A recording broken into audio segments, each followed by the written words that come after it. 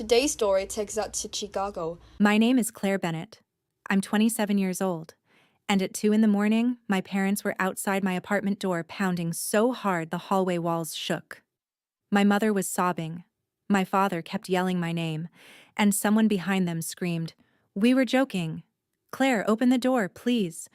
But 6 hours earlier, they had laughed while I stood in their kitchen holding pieces of my own face in my hands. I had gone home for New Year's, thinking maybe distance had softened them.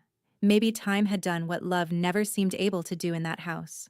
Instead, I found a black trash bag beside the island, half open, stuffed with torn photographs, school portraits, graduation pictures, the Polaroid from my first apartment, even the photo booth strip I'd kept from when I was 10. Every version of me they had ever framed, folded, ripped, and dumped like spoiled leftovers. My mother didn't even look embarrassed when I pulled them out. She just sipped her wine and said, "We're redecorating. No point keeping pictures of our biggest mistake." From the den, my sister laughed and called out, "She still shows up like we actually want her here." Then my aunt added, "We've got a betting pool on when she'll finally get the hint." A second later, my mother went further. "We turned her old room into storage, more useful than she ever was." Everybody laughed, loud, comfortable, practiced. I smiled, tied the trash bag shut, took it out myself, and walked to my car without raising my voice once. They thought that meant they had won. They didn't know I had just taken the one thing out of that house that could ruin them. Before I tell you what was buried in that trash, and why they were begging outside my door by 2 a.m., tell me, what time is it for you right now, and where are you watching from? I'm curious to see how far this story will travel.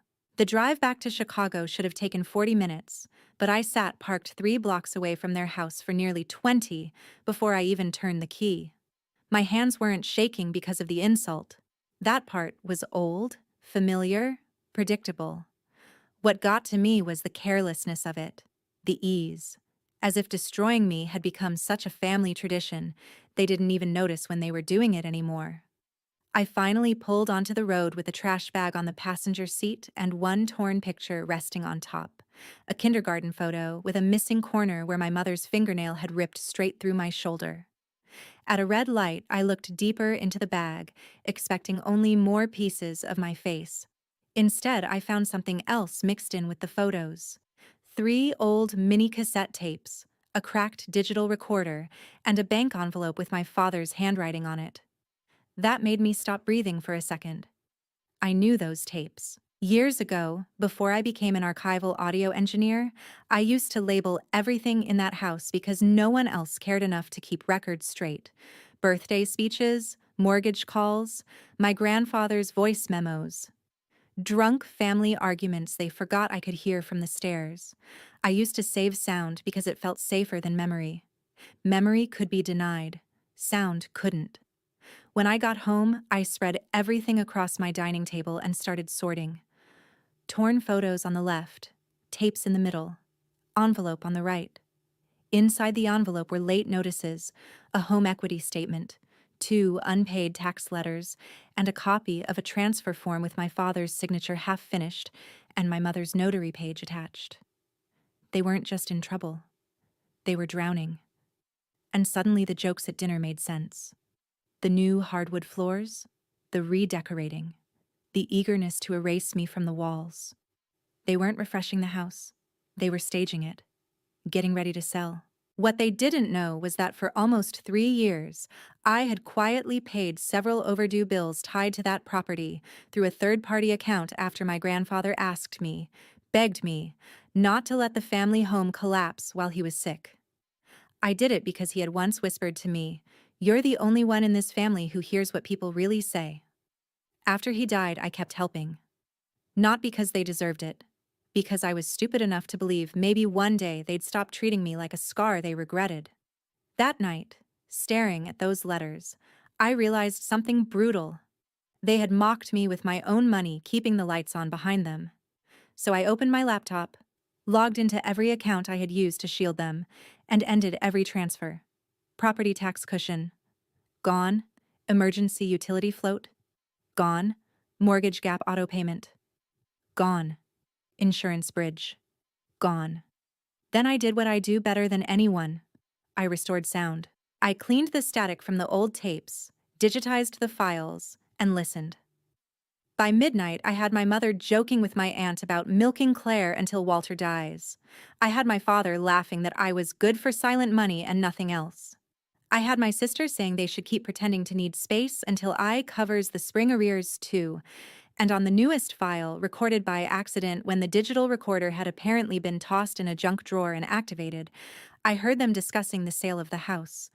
Plus a lie they planned to tell the rest of the family about why they were desperate for cash. They were going to say I had promised to buy the house for them, then betrayed them. That was the moment I stopped being hurt and started being precise. You can survive cruelty for years. What changes you is hearing proof that the cruelty was strategic. At 9:13 the next morning, my sister called. I let it ring twice before answering. Claire, she said, stretching my name like she was doing me a favor. Mom thinks you took something by accident. I looked at the tapes lined up beside my keyboard. Did I? I asked. Don't start, she snapped. You always make everything dramatic. There it was. Not concern, not apology. Just the family script in a new outfit. What exactly am I accused of taking? I asked. She hesitated. Some old recordings. Dad needs them. For what? Silence. Then, why do you care? I almost laughed. For years, Paige had been their golden child in a polished leather jacket, always camera ready, always protected, always one promotion, one engagement, one brunch away from being introduced as proof that the Bennett family was doing perfectly fine. She worked in luxury residential sales and talked like every conversation was a closing pitch. Even her cruelty had staging. I care, I said, because last night your family tore up my photographs and laughed while I stood there. So if anyone wants anything from me today, they can start with the truth. Her voice hardened instantly. You're unbelievable. You know they're under pressure. I know exactly how much pressure, I said. I've been removing it for years. Dead silence. Then, quieter. What are you talking about? The taxes, the mortgage gaps, the utilities, the insurance. Grandpa asked me to keep the house stable while he was sick. I did. After he died, I kept doing it. Every time Dad missed a payment. Every time Mom overspent and called it temporary. Every time you all looked at me like I was useless, my money kept that place from sliding into foreclosure. She inhaled sharply, and for the first time in her life, Paige had nothing ready. That's not possible, she said. Ask Dad about the third-party transfers routed through Bennett Property Reserve. Ask Mom why she knew the lights never got cut off after 2 final notices. Ask yourself why your precious family suddenly called me sensitive every time I asked a basic question. Her tone shifted from disbelief to fear. Claire, if you stop that now. I already did. She started talking faster.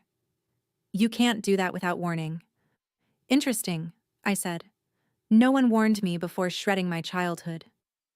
It was a joke. That line is expired. You're really going to tank Mom and Dad over hurt feelings? She hissed.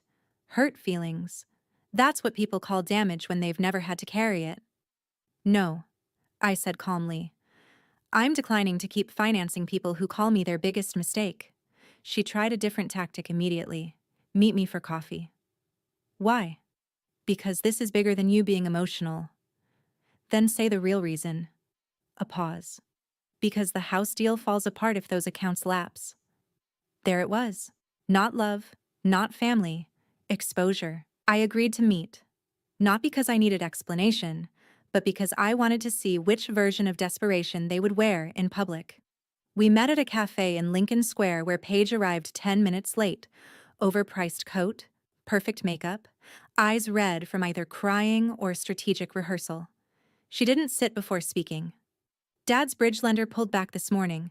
If the arrears show up before closing, the buyer walks. I stirred my coffee. That sounds stressful. Claire. She leaned in.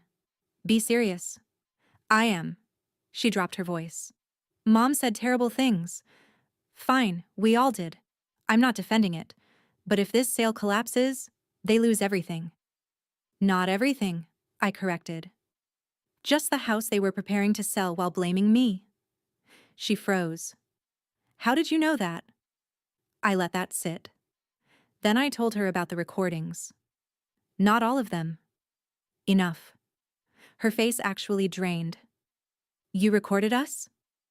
No. You people recorded yourselves and forgot I know how to restore damaged audio. You can't use family conversations like that. Why not? You used family as a business model. She stared at me like she was seeing an unfamiliar language. I leaned back and said the part I'd never said out loud before. Do you know what the worst part was, Paige? Not being insulted, not being compared. It was paying to preserve a home where I was spoken about like mold behind the walls. She rubbed both hands over her face. So what do you want? I had asked myself that all night. Revenge? Yes. But more than that, accuracy. I want the lie to die before it leaves that house, I said. No one says I abandoned this family. No one says I promised anything I didn't. And if any of you try it, I release everything. You would destroy us. No, I said. I would stop protecting you. If the person who hurt you the most suddenly apologized, only because they were losing something valuable, what would you do? By late afternoon, the extended family group chat was already moving. Denise Mercer, my mother's sister, professional gossip, amateur martyr, full-time collector of other people's humiliation, posted a syrupy message about how some daughters forget who sacrificed for them. No names, no need. That woman had built an entire social life out of suggestive cruelty. Then my mother added a crying emoji and wrote, "Some of us are experiencing betrayal we never imagined." Paige had clearly gone home and said enough to panic them, but not enough to stop the performance. They still thought they could get ahead of the truth by framing the story first. They forgot I had grown up in that house too. I knew every exit they preferred, every witness they liked to arrange, every version of innocence they rehearsed. So when Denise announced a spontaneous family dinner that night at her place, I went.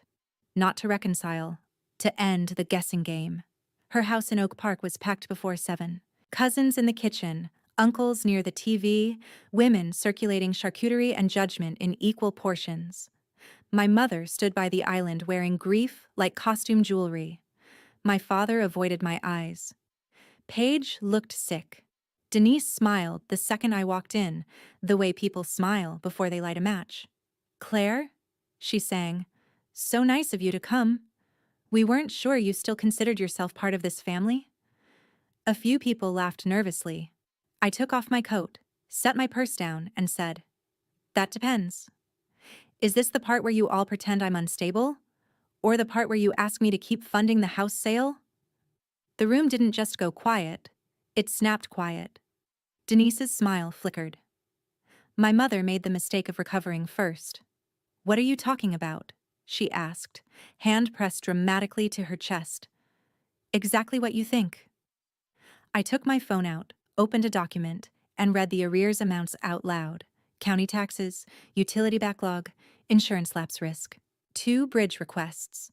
Then I named the date of each payment I had covered for them under the reserve account my grandfather asked me to maintain. One cousin actually whispered, "Wait, Claire was paying that?" My father finally found his voice. "This is private." "So were my photographs," I said. "Until you threw them in the trash like party confetti." Denise stepped in immediately. "There must be some misunderstanding." "No," I said. "There's finally enough understanding." My mother tried anger next. "You're doing this to embarrass us." "No, you did that when you called me your biggest mistake in front of half the room last night." That landed. Not because they believed me, they already did, but because several people there had known my mother long enough to recognize the exact wording. Paige shut her eyes. My aunt tried one last trick. Even if feelings were hurt, airing family finances like this is cruel. I laughed, once, softly. "Denise, you literally made a betting pool about when I'd get the hint. Let's make another one. How long did you think you could insult me before the person paying your sister's emergency bills got tired?" A few heads turned so sharply toward Denise, I almost felt sorry for her. Almost. Then I said the sentence I'd been building all day. Here's my bet. Within 24 hours, this family will either tell the truth about me, or it will hear itself tell the truth out loud. My father lunged verbally before physically, voice booming. You ungrateful little... Careful, I said, lifting my phone. I have audio. He stopped. My mother went white. Denise stopped breathing long enough to look human. I didn't play the recording. I didn't need to. Sometimes power isn't using the blade. It's placing it on the table where everyone can see it. I picked up my purse and looked around the room at people who had watched me be minimized for years because it kept dinner easy. All of you heard jokes, I said. Not one of you asked who was paying the price to keep them funny. Then I walked out into the freezing night with 30 pairs of eyes burning into my back, and for the first time in my life, none of them felt bigger than me. I spent the next several hours doing something my family had never imagined I was capable of, documenting everything. Not dramatic screenshots with vague captions, not emotional voicemails, evidence, clean timelines, bank confirmations, audio restoration logs, copies of notices, file hashes. I work with contested recordings and historical sound archives. Chain of custody is practically a reflex for me. By 11 that night, I had built a private folder so airtight no one could call it a meltdown. At 11:26, my father left a voicemail saying I was sick and trying to kill the family. At 11:41, my mother texted, "Whatever you think you heard, families say things in frustration." At 11:49, Denise sent the line that told me panic had fully arrived. Please do not make temporary emotions permanent. Temporary emotions. That was rich, coming from people who had made a career out of permanent scars. Then at 12:07, Paige called again, and this time she was crying for real. Not elegant, not staged. Harsh, broken crying that sounded like someone finally looking at the math without a filter. The buyer asked for proof of cleared arrears, she said. Dad can't provide it. He tried to shift money from the retirement account, but the penalty is too high. Mom thought Denise could cover a short bridge, but Denise doesn't have what she claimed. And there's more. I stayed quiet. Dad used part of Grandpa's estate reserve already, she whispered. He said it was temporary. It wasn't. That hit me harder than I expected. My grandfather had not been wealthy, but he had been careful, methodical. The kind of man who sharpened pencils with a knife because he didn't trust waste. If my father had siphoned anything from the reserve Walter meant as stability, it wasn't just financial recklessness. It was desecration. How much? I asked. She told me. I closed my eyes. It explained the urgency, the sale, the lies, the theater. They weren't just embarrassed. They were cornered. Claire, please, Paige said. I know I don't deserve to ask, but if this gets out, Dad's reputation is over. Mom will never recover socially. Denise is already trying to blame everything on you. They're saying you manipulated Grandpa when he was sick. I actually smiled at that. Weak people always reach for the dead when the living stop cooperating. Do they have that in writing yet? I asked. Not publicly. Good. Tell them if my name is attached to elder manipulation, fraud, abandonment, or any version of promised and refused. I release the restored files, the payment history, and the transfer trail by sunrise. Please don't do that. Then stop them. I can't control Mom. That's funny, I said. For years, all of you seemed perfectly able to control the story when it was me being humiliated. She was silent so long I thought the call had dropped. Then she said something I will always remember. You know what the worst part is? I think they really believed you'd keep helping no matter what they said. That was it. The family business model in one sentence. Not love, not respect. Assumed endurance. I told her I was done being the emergency contact for people who treated me like debris. Around 1:30, one of my cousins texted privately. Is it true you were covering the house? I responded with a single screenshot. One payment confirmation, nothing more. He replied with 3 words. Oh my God. By 1:42, another cousin sent. Aunt Denise is spiraling. At 1:51, the family chat went silent. And at 1:58, the pounding began. It was violent enough to rattle the coat hooks by my door. Then my mother's voice tore through the hallway. "Claire, open the door, please." My father shouted next, but he sounded different than he had earlier. Not furious, fractured. "We need to talk before you do something you can't take back." Behind them, I heard Denise crying, genuinely crying now, and Paige saying, "Please, just let us in." I walked to the door without opening it and looked through the peephole. There they were. My mother in last night's coat, mascara streaked. My father ashen, jaw tight, hand braced against the frame. Denise clutching her scarf like a noose. Paige with both palms over her mouth. My family, the people who had spent years turning me into a punchline, were standing outside my apartment at 2 in the morning looking like the punchline had finally turned around. "We were joking," my mother sobbed. "Please answer, we're your family. Don't destroy us." I kept the chain on, opened the door 2 inches, and said, "Now you want to use that word?" The hallway light was unforgiving. It flattened everyone. Took away status, posture, the little props people hide behind. My mother reached for the door immediately, but the chain stopped her. "Claire, sweetheart." "Don't," I said.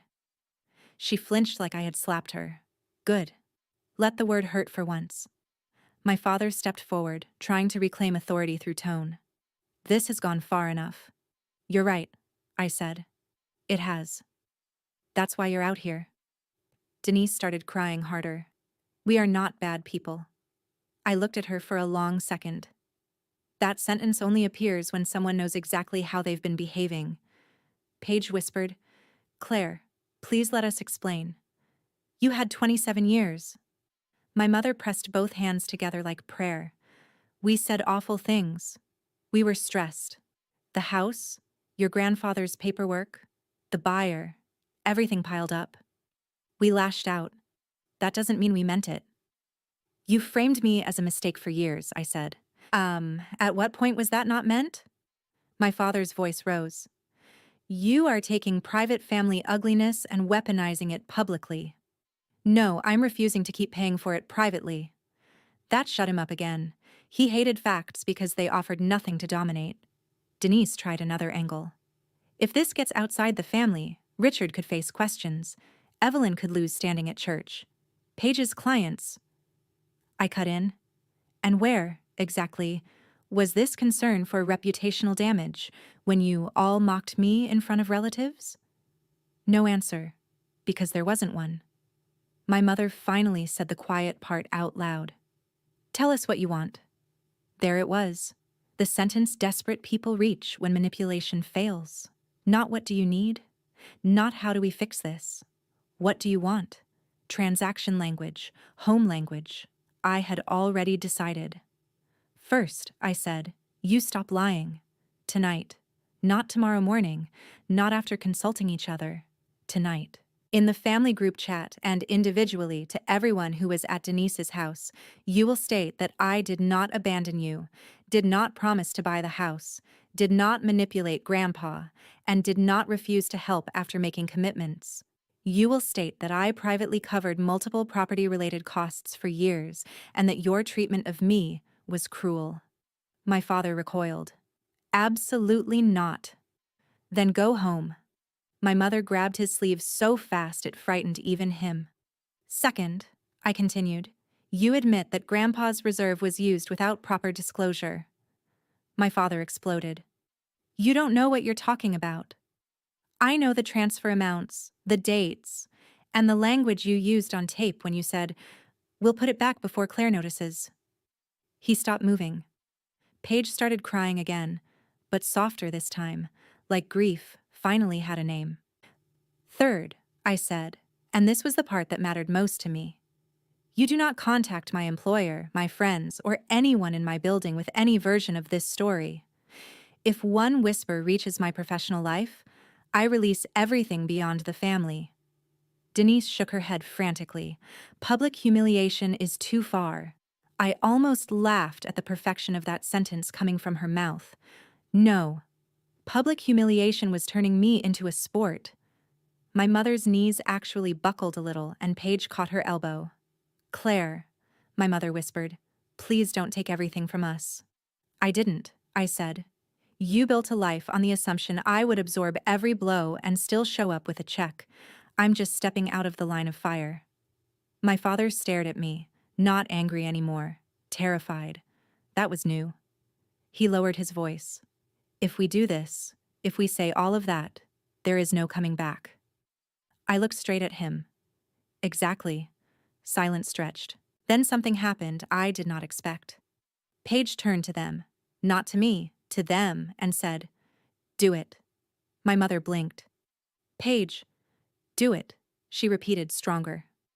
"I've spent my whole life helping you dress things up. I'm done." "She's right." My father snapped. "You don't understand the consequences." Paige laughed once, broken and ugly. "No, Dad. Claire understood the consequences every time we handed them to her." That was the first honest thing my sister had ever said in defense of me, and it came at 2:11 a.m. in a hallway that smelled like winter dust and panic. My mother looked from one child to the other and seemed to realize, maybe for the first time, that the version of this family centered around her comfort was over. She nodded. Barely. "I'll write it." "Now," I said. "Here." They typed while standing outside my apartment. My mother first, then Paige. Then, after 5 full minutes of refusing, my father. Denise asked if her message could be less specific. I told her no. When they were done, I made them read each one out loud through the gap in the door. Every lie corrected. Every dodge tightened. Every softening removed. When the messages finally went out, my phone lit up like a fire starting in dry grass. Cousins, in-laws, 2 people from church. One family friend who simply wrote, "I had no idea." My mother heard the incoming vibrations from inside my apartment and started sobbing again.